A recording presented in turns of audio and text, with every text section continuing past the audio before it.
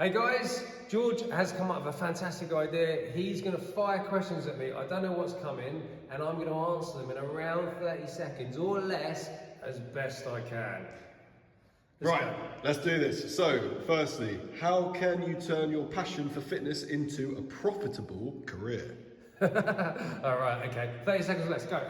Right, first of all, you've got to understand your target audience really well. Target market's this, target audience is this. Understand that really, really well. You then want to work on three things. I would say understand sales, create systems that take all the boring crap out for you, that also make things that are very, very consistent, and then develop a 5-star service. Just keep banging away, understanding what your clients' needs are, solving their problems, making a 5-star service. Love it. Okay. What's the number one thing you need to know before becoming a personal trainer? Oh, number one. Well, annoyingly, probably sales. You are going to have to learn sales. If you're wanting to become a personal trainer or a coach as a full-time career, so it's going to substitute a full-time income, you are going to have to understand marketing, how to know your audience, what are they struggling with, how can you help them, how can you solve that, how to reach out to them, where are they, how do you communicate them, positive touch points all the time. Is this too quick? This is great. All right, so how did you help others to build a career that they love in fitness? Well, okay, so first of all, if you have a passion for health and fitness, the first thing I'm going to do is I'm going to help you get qualified. So I will help you get the nationally accredited qualifications, reps and SimSpa endorsed. That's kind of the easy bit. I'll get you through that, no worries whatsoever, as long as you have a passion for it. The next stage is I then help you build your business with things that I've mentioned in previous videos and what have you, sales, systems and service. Cool. Okay. So, should you get qualified as a personal trainer in 2025? Yes, definitely. So the industry's still growing. So if you think there's 8 billion people on the planet and every single one of those people should be concerned about their health and fitness. From a mental health point of view, but on a physical health point of view. So that is your target market, 8 billion people. Now obviously you channel that down to your audience. You segment that market into your audience. And it's great. People are getting more and more health and fitness conscious. There's more and more gyms, clubs opening up because people demand that. There's not enough trainers out there. Okay, that sounds good. However, how can I overcome my fear of starting a career in fitness? Manage your expectations. That first bit where you hand over your money, that's the first bit, isn't it? Handing over your money to a training provider so they then start you on your qualifications. The way I look at it is, are you ever going to regret it? You have to do certain things in life to get to where you want to go. And the first thing you have to do is get the nationally accredited qualifications. You can't do it without it. That is the first step. You're never going to regret it. At the very least, you're going to have a very good understanding of how to advise yourself, your friends, your family on living a healthier, happier, fitter life. Love it. Okay, so what's the best age to become a personal trainer? Because I guarantee there's some people watching this video thinking I'm too old or too young to be a personal trainer. So is there an ideal age or can anyone become a PT? Anyone can become PT.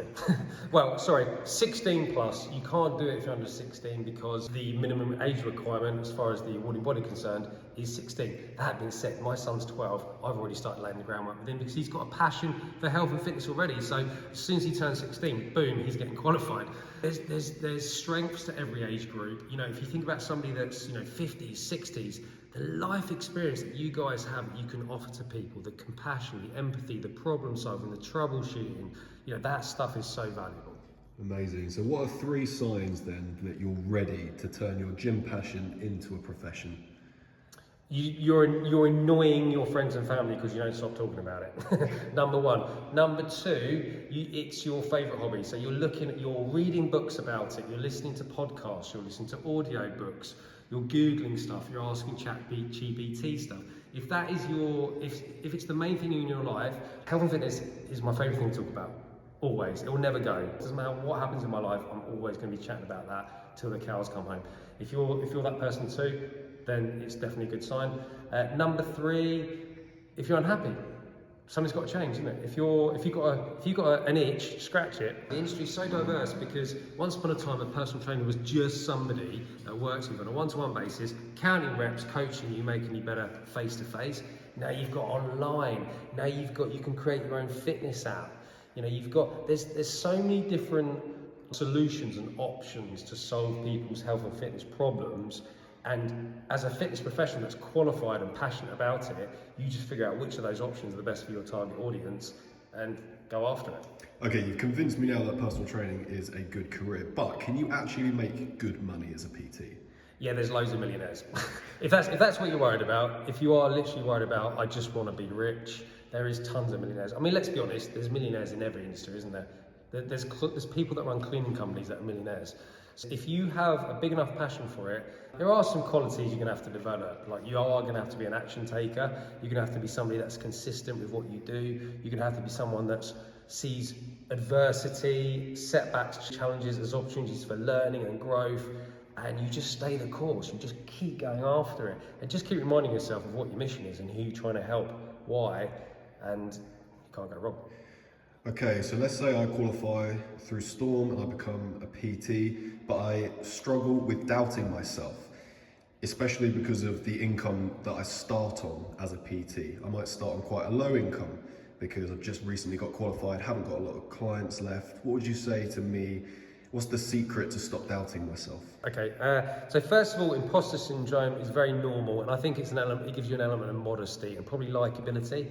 Having someone that's got a massive ego that just thinks you're the best is not necessarily a good thing, because you have to compile evidence that suggests you are pretty good at what you do, and having that fake confidence, I don't think is a good thing.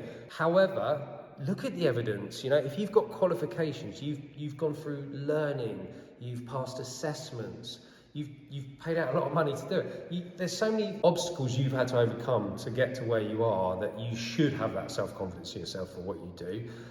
But you're going to get better every year. Just keep reflecting on your practice and just keep carrying out the actions you need to lean into your strengths, but also develop your areas of development. Okay, good advice, John. I mean, I've got some clients at the moment, but how do I keep them loyal to my fitness profession? How can I keep my clients? I want to make sure that they're loyal and that they're not just with me for a couple of weeks and then leave. How can I keep them loyal? Build results and relationships. So people want results at the end of the day. That's probably number one, isn't it? People want results. They're coming to you for a reason. There's a result they want. So help them get those results. If they're getting results, they're going to keep coming back. In fact, they might not even like you. But if you're getting them results, they'll keep coming. Now, what would be even better is if they do like you, they have a good relationship with you. In fact, like years ago, we used to have this cleaner. She was crap, but she was really nice. And I kind of, she's so nice. I don't really want to get rid of her. You know, I don't mind giving her my money because she's nice, even though she was crap. So I'm not suggesting you be crap at your job, just be really nice, but it shows you the power of having a good relationship with a person. Get both of those, get your clients results and build a good relationship with them. Why are they going to go anywhere else? All right, John, so what are 3 mistakes I can expect to make when I qualify as a personal trainer, and more importantly, how can I avoid them? You should probably add a 0 on the end of that, or 2 zeros, because it's more likely to be 300 mistakes. But okay, so I wouldn't avoid them. I wouldn't go out there with the attitude that I'm going to avoid all mistakes. Now, you can talk to people like myself that have made all the mistakes and will continue to, I'm sure, and try to learn from my examples and what we tell you. But at some point, you're going to have to get out there and just make your own mistakes. Do your research, network, learn from more experienced trainers and coaches, but don't be afraid to get there and make your own mistakes and fail. Failure is not the opposite to success, it's a part of it. Love that. All right, should I niche down as a personal trainer? Yes. You might not be comfortable doing that straight away because you just might not know who you want to focus on, but try and figure that out as soon as possible, because you can't become an authority in what you do, or, in the fitness industry, going, I help everyone do everything. Like if you go out there and go, I'm a personal trainer, I will help everybody who wants personal training, you're not gonna separate yourself from everybody else that's out there. You've got to really focus on, it doesn't have to even be a specific demographic. It could be, but it doesn't have to be. It can be a specific result that you get. Like I was talking to a guy yesterday, and we were saying, like, he's so good at body composition change, and he's also got a level 4 strength and conditioning qualification with us. I was saying, work specifically in sport just on the composition change. Those athletes that need to be more muscular or leaner, you work with those athletes. That would be that's a niche. Okay, great. Everyone seems to be on social media these days, John. People keep saying to me, you need to get on social media, promote your business on social media. How can I create a killer social media strategy for my personal training business? Right, I was late to the party on this because I was very much like, I'm not doing social media. I saw it as like another thing you've got to try and moderate in your life. You're like, alcohol and sex, drugs, and rock and roll, all that stuff. And I just thought, I don't want to be a part of it. And then it literally like a switch in my head. I realised you're not showcasing yourself as the hero. You're showcasing your customers as the heroes. So keep showing the world the happiness and the results that you get with your customers. So, previously I mentioned results and relationships are really important for client loyalty. Showcase that. Social proof. Show you working with clients. Show the results they get. Show the relationships and the connections and everything else. So just keep showcasing happy customers that proves that you are what you say you are. Okay, John, so I really want to get into this online space. How can I become an online personal trainer? What even is it? Well, it's going to be different to different people, but if you want to get into the online space, I'm assuming that means because you want the flexibility of how to work, when you want to work, where you want to work. You might want to port your business around, travel the world, etc. You might be thinking the scalability for getting more and more people in means I can help more people make more money. If that's the case, it doesn't want to be live face-to-face training. It's program writing using some sort of software like Trainerize, and there's True Coach, there's various, whatever, they're all the same, pretty much. You're giving them the program, which also covers maybe the mindset, the nutrition, so it's the complete package through a bit of software or whatever. And then you offer the accountability. You do the problem solving, the tweaking, the amending, the reviewing, the evaluating. You have these check-ins, whether it's done as a group, could be done one-to-one. I favour a group for scalability. That's what you're looking at doing. Okay, so what's the best way to market myself as a new personal trainer? Because there's so much competition out there. So you obviously have to find your niche, your target audience, as you mentioned before. You've got your target market, target audience, that's the segment. So you do need to figure that out. What is your mission? What are your core values? What's your why? Who do you help? How? Get all that stuff correct first, and then just get it out there, be omnipresent, get out on as many social platforms as you can. Write blogs, get on other people's podcasts. Sit down with somebody one day, do something really fun. Just big old mind map of all the ways you can attract people to your business and showcase what you do, and just get after it. I realise that's very overwhelming hearing that. You're thinking, oh my God, start with one. Okay, John, I think I know what I need to do now to be a successful PT, but how do I not burn out from all of this stuff? It seems like there's so much to do. So if you're worried about burning out, totally understandable. Get everything down in a list and prioritize. What's the most important thing? In fact, what if I do one of these things, some of these other things might be redundant, I can get rid of. And talk to AI what you're trying to do, what your strategy is, and then get it to help you prioritize that list. Focus on that first thing on the list, don't move on to the next list until you're ready or until you've done it. And then as far as burning out goes, scheduling rest, recovery, I was gonna say listen to your body, but I don't know if we have the intuition anymore to truly understand what our body wants, because we're inherently lazy, really, aren't we? We'll always go for the comfortable life. But just make sure you have a balance. Friends, family, do the things you still enjoy doing. Okay, great. Is it true that you're also a business coach? Yes, for fitness businesses, yes. Yeah, so how do you help coaches earn more whilst working less? Well, essentially, I do encourage the kind of hybrid model that you have people that you work with face to face. So you might do one-to-one, but that's going to be the pinnacle of your services, because there's only so many hours in the day you can fit to do that. So you probably need to put your prices up for a start. It's one of the things I encourage people to do. Make sure the time is valued correctly. You can do small groups straight away. That increases the amount that you're going to get for that hour. You've got subscription income, but essentially having different levels of products and services that meet your target needs and budgets is going to just scale the business and free up time for you. Online now in this world, people want it. It's still a thing. Okay, great. Do you think that now is the best time to join the fitness industry? And if so, why? Yeah, absolutely. It is 2025. People are more health conscious. They're not just worried about their physical health, they're worried about their mental health.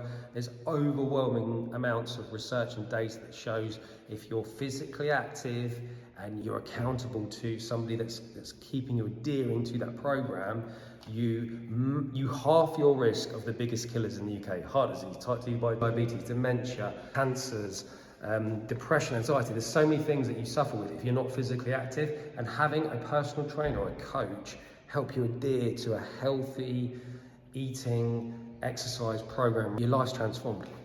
Okay, great. I think I definitely want to get qualified, but what makes Storm Fitness Academy different? We've got over 145-star Google reviews. We've got thousands of evaluation forms from students where they've rated us as exceeding their expectation in all areas. We've got the social proof, we've got the video tests of needs, we've got that stuff, and I just love it. Okay, in that case then, what's the best qualification for an aspiring personal trainer? If you're just starting out from the beginning, you're going to need a level 2 gym instruction qualification first, because that is the entry requirement for a level 3 personal training qualification. So you really want to buy a minimum of a package that gets you level 2 and your level 3. Now technically, that's all you need. Level 2, level 3, you're good to go. However, I know from my experience of working with my guys, is those that also get a level 4, they stand out with their confidence, their competency, their CV looks better, their profile looks better. So I would definitely look at upgrading to a better package, and also just understand the business side of things. So our advanced package, our elite package, they're way better. Okay, last question for you then, John.